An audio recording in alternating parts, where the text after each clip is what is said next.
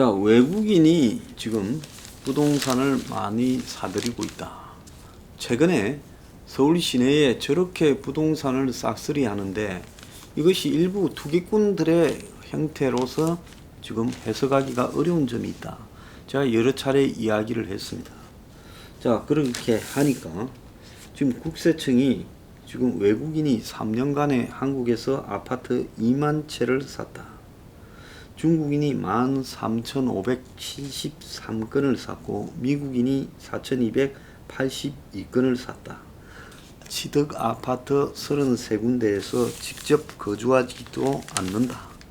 그래 놓고는 이 외국인이 지금 올해 1월부터 5월 사이에만 이 아파트 사들인 횟수가 50%가량 늘었고, 그리고 이 지금 임대소득을 이 탈루하는 일도 늘어나고 있다. 이런 보도가 지금 나왔습니다. 그런데요, 여기서 지금 확인된 것은 실제로 외국인이 많이 사들이고 있다는 겁니다.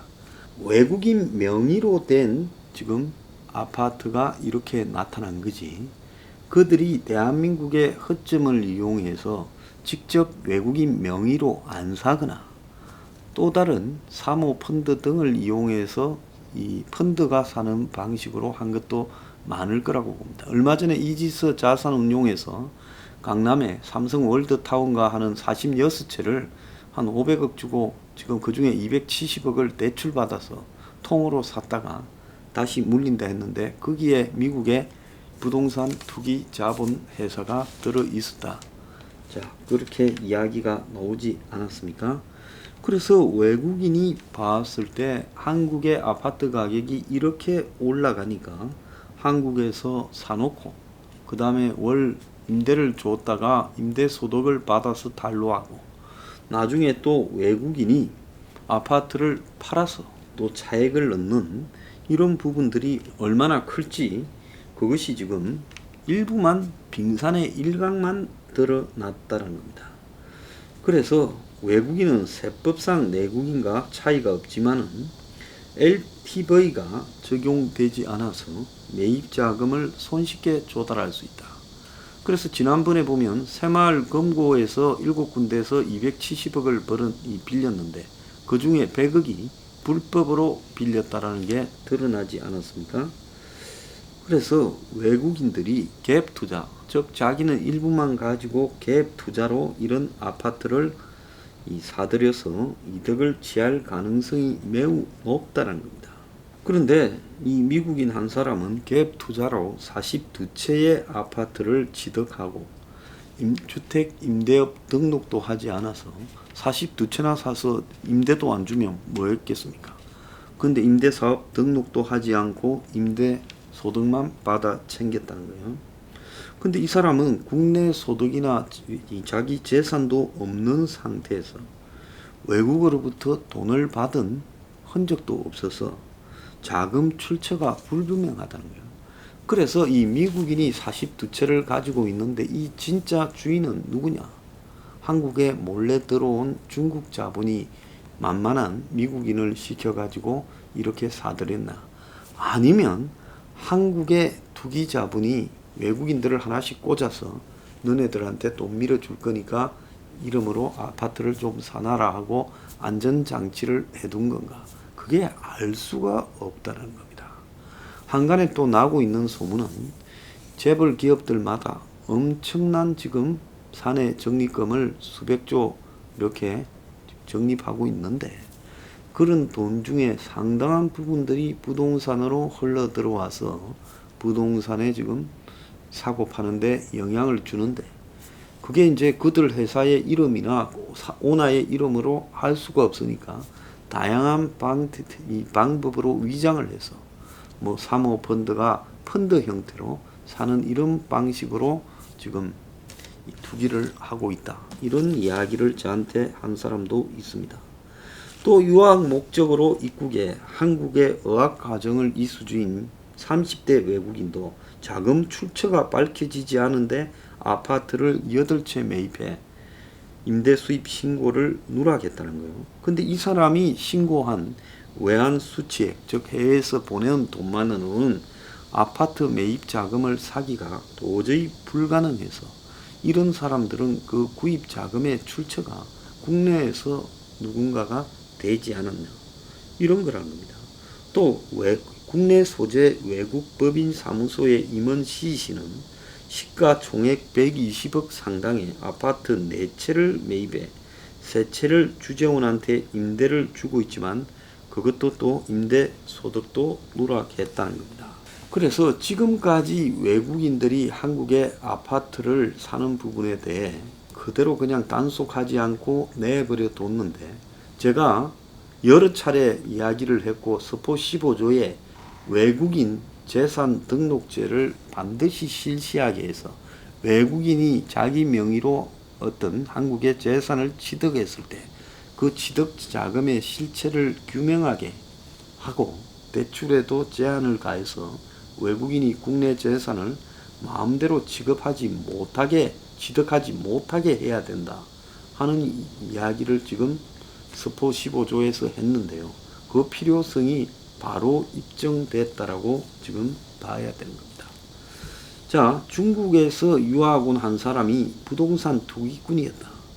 자, 유학생 30대 유학생인데 한국어 어학과정을 이렇게 마치고 국내에 취업했고 수도권에 거주 중인데, 이 사람이 지금 앞에 말한 8채의 아파트를 사들였고 7채를 전월세로 임대했는데 임대 수입을 신고하지 않았다는 겁니다. 그래서 지금 이들이 이렇게 사는 아파트들이 다 투기일 것이다. 그래서 지금 중국이 1등으로 13,573채, 미국인이 4,282채, 캐나다인이 1,504채, 대만인이 756채, 호주인이 468채 이렇습니다. 그러니까 중국인, 미국인, 캐나다인이 거의 대부분이다라고 봐야 되는 거예요.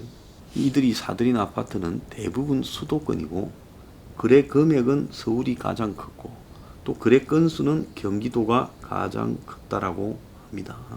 그리고 이 강남 서초 송파에는 액수가 굉장히 컸는데 이 강남 서초 송파에서만 이들이 사들인 액수가 그 1조 한 3천억 이상 된다 이렇게 나오고 있습니다. 지금 이 수도권의 신축 빌라의 70~80%를 중국인이 사들이고 있다라는 말까지 나와요. 그래서 그들이 지금 안산이나 부천이나 시흥이나 이런 데 전체의 국내 건축물 거래량 중에 40%가량을 차지하고 있다는 겁니다. 특히 빌라는 70~80%를 이들이 사들이고 있다는 거예요. 자, 한국의 집값이 덜썩이고 경기도 일대도 덜썩이니까 이들이 대출을 끼워서 집을 계속 사들이기 시작했다는 겁니다. 그래서 그들 다수는 지금 월세를 내고 사는데 벌써 배운 거죠. 월세 내고 사는 것보다 대출을 끼고 집을 사는 게 낫다 생각해서 지금까지 이 한국에 집을 사지 않던 좀 서민 중국 사람들조차도 이 기회에 집을 사놓는 게 좋겠다고 사들이고 있다는 겁니다. 그래서 중국 사람이 많이 사는 안산, 부천 등에 지금 역 주변에 신축 빌라, 오피스텔, 소형 아파트를 이들이 대거 사들이고 있고 아예 부천 소사역 근처에는 80%를 이들이 매집하고 있다는 것. 실거주도 있지만 두세 채씩 사들이는 걸로 봐서 아마 중국에서 자금이 들어와서 이렇게 하고 있다. 그런데 지금 617 대책이나 710 대책에 지금 투자가 쉽지 않은 상황이 있죠. 그런데 외국인에게는 이 사각지대가 분명히 있다는 겁니다. 국내 대출이 힘들어지면서 중국인 가운데 30~40%는 중국에서 자금을 들고 와가지고 집을 산다는 거예요. 그래서 남편이 집 한 채가 있고 아내도 한 채가 있는데 국내 서류상에는 이들이 부부가 아니죠. 중국에서 부부지. 그러니까 1가구 2주택으로 잡히지가 않다는 겁니다. 그래서 최근에 이 국내에 부동산 투기의 배후에 중국 자본이 들어있고 중국 사람들이 국내에서 지금 완전히 지금 집들을 싹쓸이 쇼핑을 하고 있다라는 게 지금 나오고 있어요. 서울에서만 건물만 올해 들어서 1718건을 매입했다. 건물요.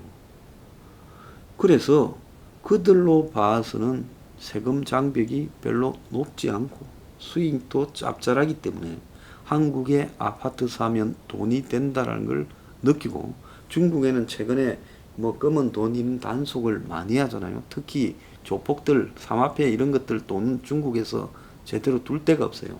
그러니까 그런 돈들이 지금 전부 수도권으로 밀려 들어오고 있다는 겁니다. 그래서 이들이 강남에 수십억 원어치의 아파트를 사들이고 있고, 또 더 나아가서 이제 빌딩까지도 사들이고 있다는 겁니다. 최근에 중국 사람들이 만약에 대비해서 서울에 제2의 거주지로 중국에서 뭔 일이 생기면 살아야 되겠다고 사놓고, 그 다음에 일단 중국 사람들이 동계산을 잘하는데 그냥 사는 게 아니라 사놓으면 지금 부동산 폭등이 일고 있기 때문에 가격도 올라갈 거라고 보고 사들이고 있고, 또 중국 사람들이 코로나로 좀 뜸하기는 하지만은 한국의 숙박업소나 식당 등을 내가 직접 경영해야 되겠다 생각하고 사들이고 있고, 중국 사람들 중에 또 돈이 좀 크게 들어오는 큰 손들은 강남의 구촌에 들어가서 20, 30대 아파트들을 나오는 대로 사들이고 있고, 또 한국의 최고가 아파트인 지금 성수동의 갤러리아 폴에, 또 한국의 핫스팟인 서울 종로 북촌의 한옥마을 주택 등도 사들여 놓고 그걸 이용 가치가 매우 높다고 지금 이렇게 보고 있다는 거예요. 자, 그동안에 부동산 규제가 이렇게 심화되면서 한국 사람은 집 사기가 어려워졌는데, 자금력이 있는 한국 사람은 어렵지만은 이 외국인은 한국 사람보다 더 쉽게 집을 살 수 있다는 겁니다.